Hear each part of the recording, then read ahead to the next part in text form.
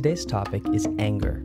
In this episode, we discuss how anger can be defined as a secondary emotion. We also talk about dealing with someone who's angry. And lastly, we talk about how to hone in on the primary cause for our own anger. Let's go now to our conversation. Today's topic is anger. In behavioral psychology, anger is viewed as an important emotion because, evolutionarily speaking, its function is to help us overcome obstacles or barriers that are in our way. But anger can be viewed as something that's toxic and poisonous, especially when it comes to interpersonal relationships. For example, in the scriptures in the book of Proverbs, an author even goes so far as to advise his readers to avoid angry people altogether. So today, I wanted to define anger in the context of being a secondary emotion. Let's start there. Anger is a fascinating emotion. It's pretty unique. And in fact, in psychology, the jury is kind of out. There are some people in psychology who view it as a super useful emotion that we should embrace and that we should ride to success and overcoming challenges, like you said, overcoming obstacles. And then there's another view of it, and there's another view of anger that looks at it more as a secondary emotion, which just means it's typically not found in its pure form. It's very rare in my experience, and in many of the experiences of my colleagues I've talked to about it, to find pure anger, where it's simply, I have an obstacle, anger is the emotion that gets me over that obstacle, and that's all that I feel, and that's the only reason that I feel it. Usually, anger is an emotional response to another more primary emotion. So I feel scared that you cut me off in traffic. That's why I'm mad at you. I feel insulted by you. I feel demeaned by you. That makes me angry at you. I feel afraid. I feel hurt by you. Your treatment of me made me feel sad. It made me feel scared. It made me feel hurt. And so I'm angry at you for causing that feeling. And in fact, it will happen so quickly that I will only feel the anger. I won't feel the hurt. I won't feel the sad. I won't feel the scared. I'll just feel the anger. I have a story that I tell my clients a lot to help explain this.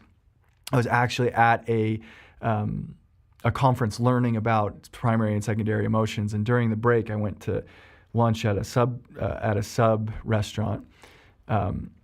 And when I walked in, there was nobody there, and there was no line. So I walked right up and I started ordering my sandwich. And by the time I got to the front of the line, I don't know if a business got out or if a bus pulled up or something, but there's like 30 people behind me. And so I get up to the front of the line and I have a sandwich and a drink, and it's like $8.50. And I hand the guy my credit card, and he runs it and he waits, and he looks up and he says, the card didn't go through. Do you have another card? And I've been having problems with the card. It had like a little nick in the magnetic strip or something. So I was just like, hey man, it's okay. If you just run it again, usually if you run it a couple times, it'll work. So he says, okay. So he runs it again, and he waits and he waits. Sorry, man, it didn't work. At this point, if you're familiar with the way that the sub restaurants work, there's not sandwiches being made anymore. The entire line is just stopped, and they're looking at me as I'm trying to give this guy this credit card. So I say, I'm sorry, man. I know it's a hassle, but could you just type the numbers in? So he says, okay. And he starts typing, and everybody's just watching, and it's taking forever. And I'm waiting, and I'm waiting.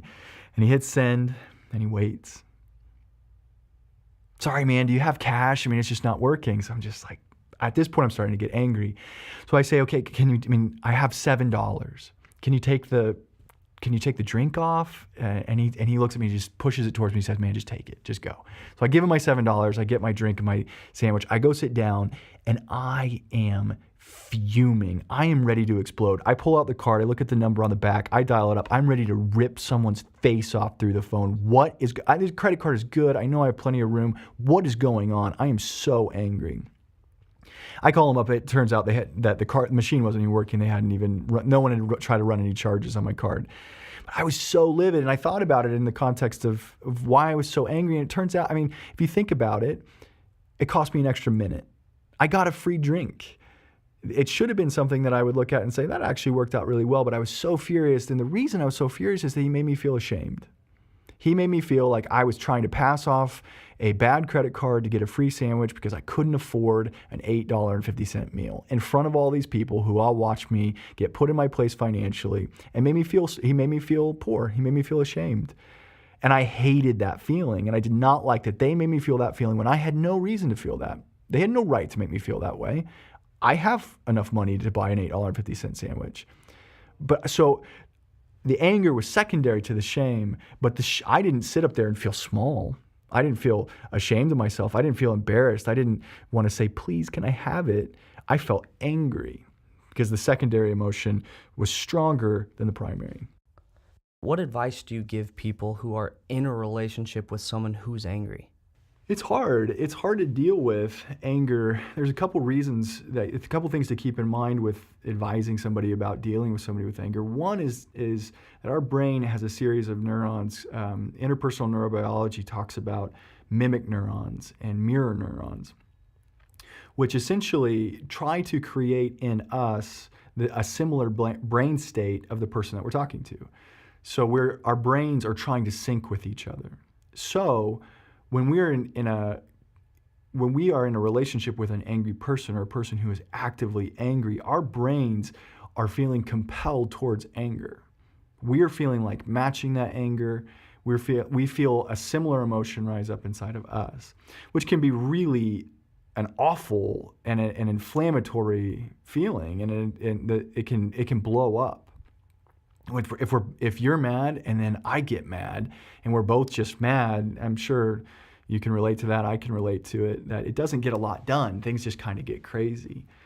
So knowing that can be happening is an important thing. The other thing to remember too, studies have shown that the part of the brain that registers information through the senses, the amygdala, and assesses it for threat, that part of the brain is most afraid and most interested in angry human faces. Essentially, our brains are wired to consider an angry human face as the scariest thing on the planet, which makes sense. There's not much on the planet capable of more harm than an angry human. We're pretty skilled at wrecking destruction and wreaking havoc. So know that two things. One, an angry partner was going to make me feel angry, or it's going to make me feel scared. And so those are two emotions inside of myself that I have to be aware of, and I have to be recognizing that I can be swept up in those feelings as easily as my partner is swept up in anger.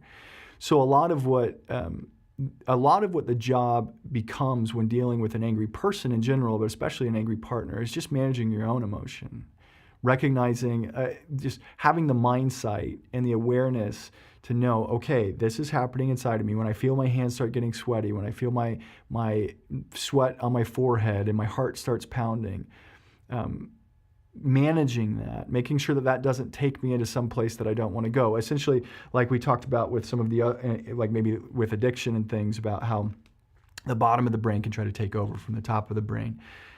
Anger will elicit a response like that, and it will make us go into potentially fight, flight, or freeze mode.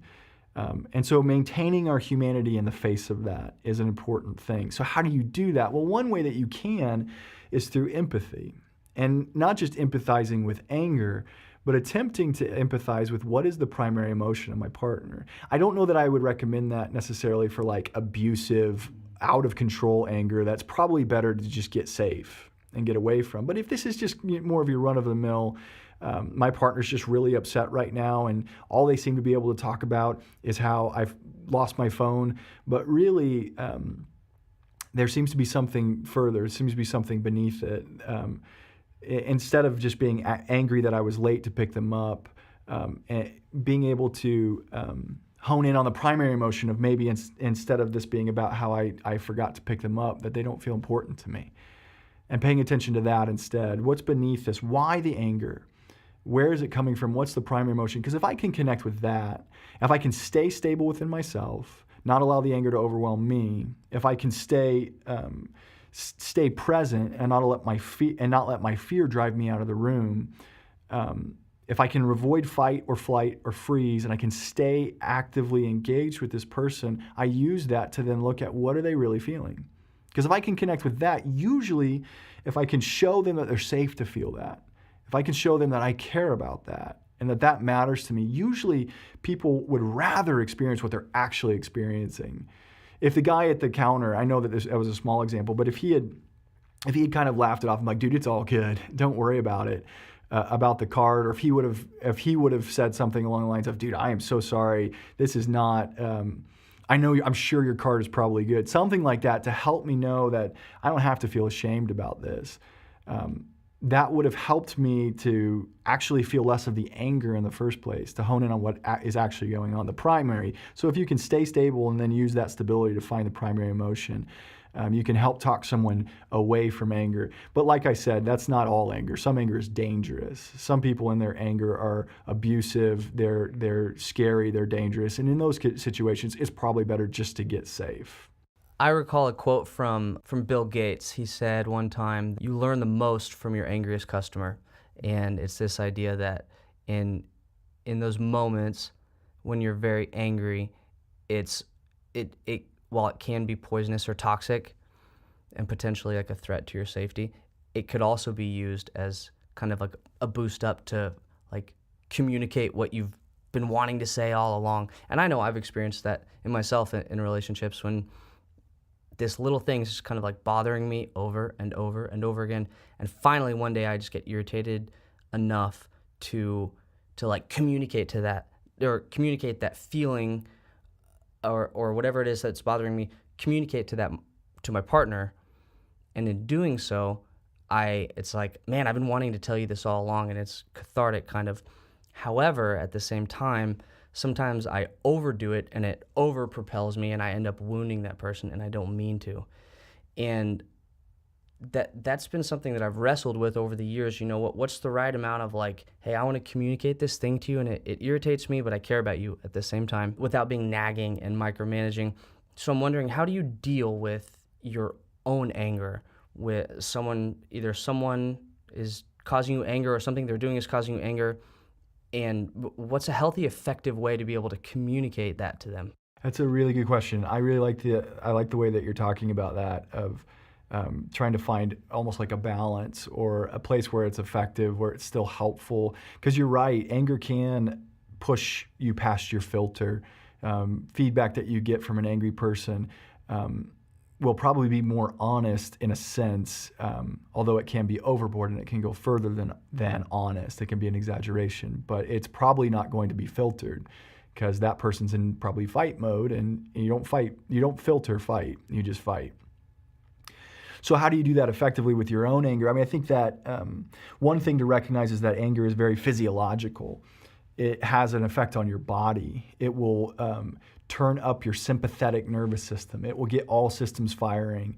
It's basically like if you saw Inside Out, anger just mashing on the alert button, which I guess that's not really an Inside Out. But one thing that can be helpful when managing your own anger is, first of all, to get that under control, the physiological effects of the anger. So going for a walk, doing the things that you know will help you to calm down. Deep breathing can really calm the sympathetic nervous system, and it can help to allow you to relax and let that system ebb and flow, or let that system work itself through, to relax again, to allow you to catch up to the experience, to allow the human in you to come back online and to be able to have an honest assessment of what's going on. So if your anger is so strong that you can't even communicate, the first step is probably to remove yourself from the situation, even if it's not to completely leave. If it's just to say, hey, can we take a break on this conversation? I just need a minute. I'm not in a place right now to have the mindset and the awareness to say to your partner, I'm not in the place right now to have a conversation that's going to be productive.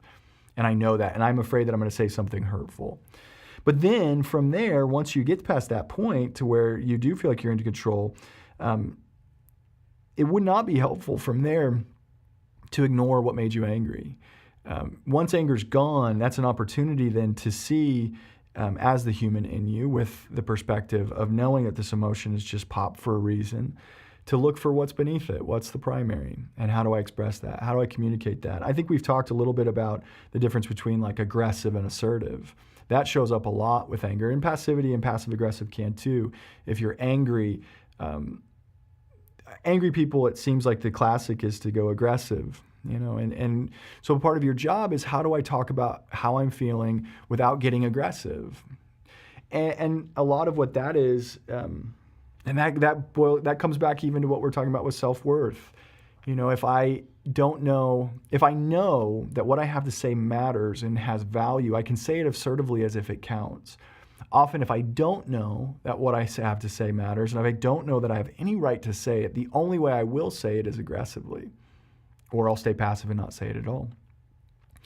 So part of it is recognizing that what you're going through, it matters. It's worth talking about. That when you talk to your partner about it and you actually stay assertive and just tell your partner what you feel, what happened, you're actually inviting your partner into your inner world in a way that's a gift. Even if it's not the most pleasant conversation, you're letting your partner see you and see who you really are. There's vulnerability in it. There's openness. There's authenticity. There's intimacy available, even through, I did not like this about how this went. You've got to manage the emotion to make sure that it doesn't become aggression. That I'm telling you my anger I'm using I statements about, this is how I feel and this is how I felt when this happened, instead of, this is what's wrong with you, or this is where, you're staying away from things like blaming, contempt. Contempt is just a really awful expression of anger. Give us an example of contempt. Oh, contempt would just be sort of like laughing about, instead of saying, I don't like it when you do this thing, just laughing off, of course you did this thing, you idiot. You're just, this is just always, just, typical you. Didn't even show up. Yeah, what were you doing? Playing PlayStation like a grown-ass man? Like, just not even being able to, without respect, anger without any respect. Basically, we were going through the steps of how to deal with your own anger, and the first thing we talked about is, one, make sure that you're regulated when you address it. So it can be used as like a boost to get you to confront the issue, but then make sure that you're not so propelled by the anger that you overdo it. And then the second step would be to honestly engage the person and kind of bring them in on the experience and say, like, man, when you do this, that frustrates me because it makes me feel this way, and avoid anger and contempt with I statements. So probably the best way to put that would be to assertively communicate the primary experience. So if I had a relationship with the sub sandwich guy, and if I wanted to redeem that relationship and talk that through, rather than blowing up at him, I would say, hey, just so you know, the way that went with my card really made me feel ashamed of myself, and that was really hard for me. And I just have to tell you that that was really difficult for me. Now, I'm never going to do that with the sub guy because we don't have that relationship, but that's the parallel. What I do with my partner is respect them enough to let them know and to tell them the truth about how I really feel, while keeping an eye on my own biology, my own body, to regulate my own body as I understand that the anger would like to, all systems go, alert me. And so instead I pay attention to that, and I just assertively access what I'm really feeling, the primary emotion beneath the anger, and just give that to my partner as a gift, as an opportunity for intimacy. That concludes this episode of The Uncomfortable Couch. Join us next time when Ben and I discuss anxiety. From everyday angst to all-out panic attacks, we talk about how we can confront anxiety in a healthy and effective manner. I'm your host, Josh Munyon, thanking you for joining us here on The Uncomfortable Couch. We'll see you next time.